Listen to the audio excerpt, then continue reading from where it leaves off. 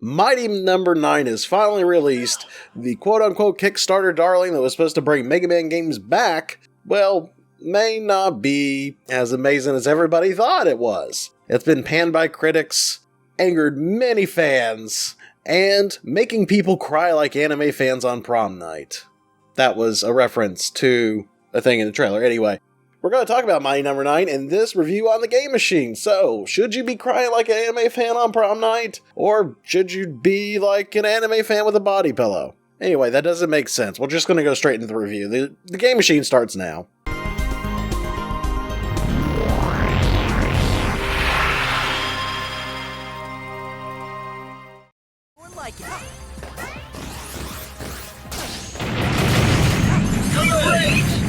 For me, the controls feel good for the most part. There are some times it doesn't feel as responsive, but for most of the time it actually felt pretty good when playing the game. It's also more action-focused than platform-focused, so if you were hoping that this is going to be more like Mega Man 2, because apparently Mega Man 2 is the gold pinnacle standard of Mega Man games, which I disagree. It's a good game, but I disagree. It's the pinnacle. This is more action-based, more score-based, so it's more focused on attacking enemies and getting score multipliers. What you do is you shoot at them and then you dash into them to absorb their powers. For example, when you dash into certain enemies, you can dash into them and fill something like an E-Tank, or dash into them and get buffs, more powerful shots, shield, and even speed buffs.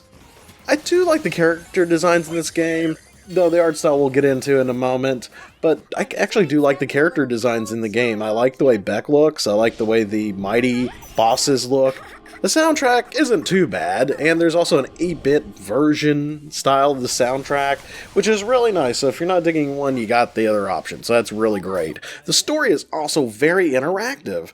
Stuff that happens during the middle of gameplay, which some people really don't like. I'm one of these people that probably on the other side of the fence here that really enjoy that kind of a thing, having some interactivity, but you can't hit start to skip past all that.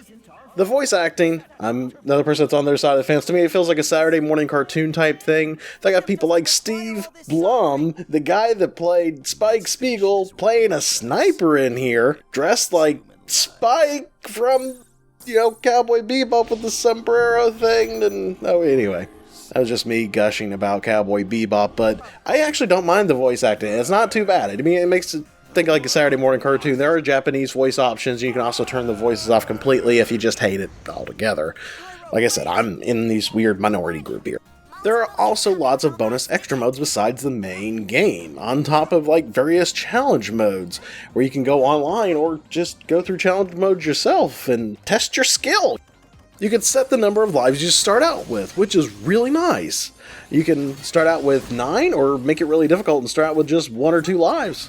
And it is challenging, but it's not too overbearing for the most part. Most stages, once you get the hang of the controls, it's pretty good. Okay, so remember earlier when I was talking about how I like the character designs, but I was iffy about the art style? The art style does not look good. When it originally was introduced, it had this nice 2D look, and it was like, this is what we thought it was going to be, and then they went polygonal, but it looks like a really crappy, high-res PS2 or early Xbox 360 game. As bad as Samurai Showdown Sin, but not that much better. It could have been a heck of a lot nicer looking. There's also some occasional frame rate drops, which is surprising considering this game doesn't look that amazing. Usually it happens when there's a lot of crap on the screen. And some versions out there have been noted to have bugs, especially Wii U versions. Some people are reporting that it's breaking consoles. Not for sure if that's been patched yet, so you better keep a lookout if that's the version you're going to want to play. So make sure there's patches or updates for that if you do go into it. Level design is pretty basic, and this is what a lot of people really don't like about it. Like I mentioned before, this is more of a score attack-based type game. Though the level designs could have been a lot better, but they're really basic, very straightforward. There are some challenging parts, like this one stage. It was more cheap than challenging, where it's the power plant and there's these electrical power generators. You have to stand, the trick to these is you have to stand right next to them, then hold down the down button and then do your dash right under it. But you gotta stand so close that it almost kills you. Then dash under it, because if you don't, he'll get up right before the end of the animation and die. which is really stupid. I don't know why they designed that level like that for that one part, but that's probably the most annoying part of it. Most of it is pretty straightforward, and if you played Mega Man games before, you're probably going to find it a little bit easy to get through. People that aren't vets might find it a little more challenging.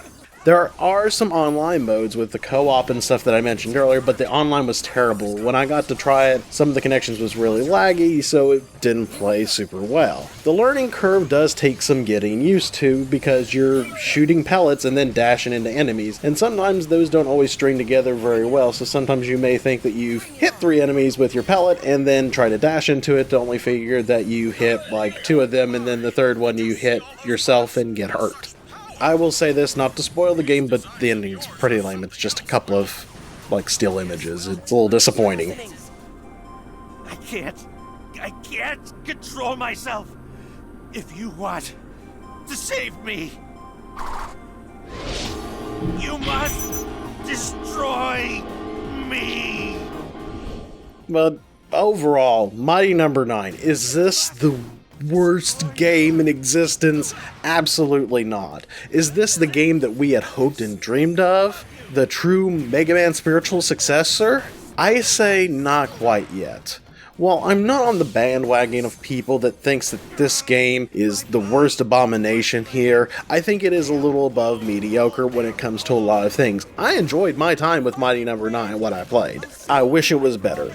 I wish there were a lot of things that were better about it. I know that there was controversy about how things were said when it came to this Kickstarter, and $4 million, that's a lot of money to invest in something. But you also got to consider the fact that he has a company to run, which he did mention that 60% of all that funding went there, but he also got too ambitious. I feel that Keiji Inafune got too ambitious. He tried to do his Red Ash Kickstarter, then he tried to go into all these other projects and things, and he really put the cart in front of the horse. He wanted to do an animated series, he wanted to kickstart this other game, and the problem is that you gotta start from somewhere small and then expand upon that. That's what I truly believe. I don't think Inafune was trying to scam anybody, and people that call this a scam, it's a bit ridiculous, because we did get a game. We did get a good working game for most systems. Sadly, some systems are having bugs and issues, but what game doesn't nowadays?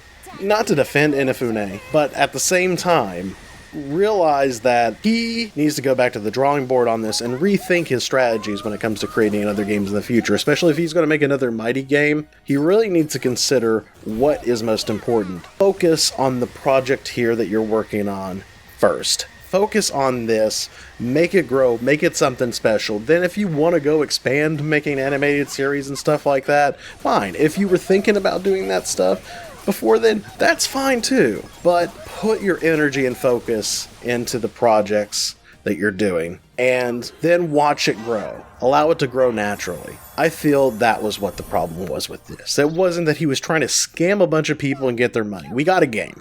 It's not the best game, and it's not the game that really fits Mega Man's legacy, but I think it's at least a start in the right direction, but this would have been a lot better, I feel, if Inafune really focused his efforts on this, instead of trying to back other Kickstarters and start worrying about creating an anime and a toy line and all this other stuff with it. But let me know what you guys think below. If you play Mighty Number 9, do you think it's the worst thing in the world? Do you think it's a scam? Are you tired of hearing people using that phrase, anime fan on prom night? Well, let me know down below. Also, check out other great content. We're going to work on another review soon. Content's a little sketchy due to some family issues going on, so I don't know exactly what's coming up. Hope to do something with Tokyo Mirage Sessions FE at some point soon. I'm going to start playing that, but we're going to work on another review. I got a PC fighting game review that's going to be coming out at some point soon, but just want to thank you guys for watching, and until next time, game on.